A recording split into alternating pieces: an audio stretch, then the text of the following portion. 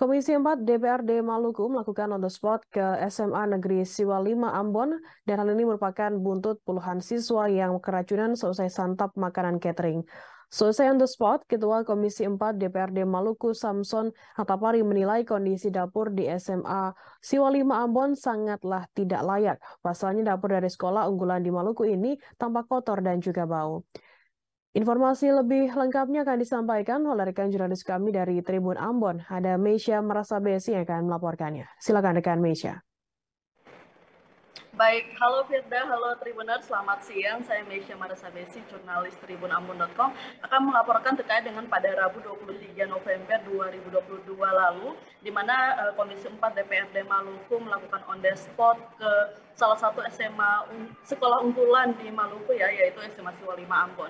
Nah, on the spot ini digelar buntut dari adanya puluhan siswa SMA Siwa 5 Ambon yang mengalami keracunan dan kemudian dilarikan ke fasilitas layanan kesehatan di beberapa titik yang ada di Kota Ambon, Tribuners, dan pada saat Komisi 4 DPRD Maluku melakukan on the spot itu mereka nampak kaget dengan kondisi dapur maupun ruang makan di SMA Siwa 5 Ambon yang sangat kotor dan juga bau ya Tribuners. Di dapur berukuran 4x7 meter itu nampak tidak terawat, dinding dapur berwarna hitam, meja penuh debu, dan lantai sangat kotor. Dan juga Tribuners, terdapat banyak sekali kotoran tikus di ruang makan hingga dapur SMA Siwa 5 itu, Tribuners.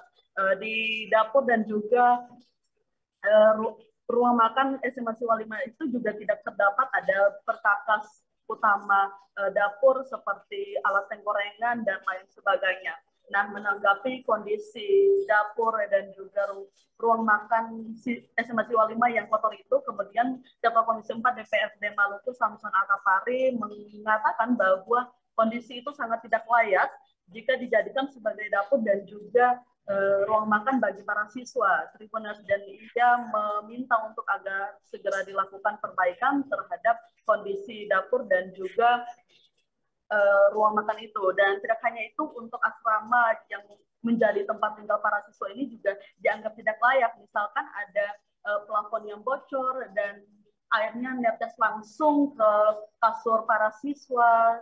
Kemudian kamar di asrama itu berukuran kecil kayak 3x3 dan ditinggali oleh 6-12 siswa di situ, Tribuners, sehingga sirkulasi udara juga tidak berjalan dengan baik pada asrama siswa SMA Siwa 5 itu.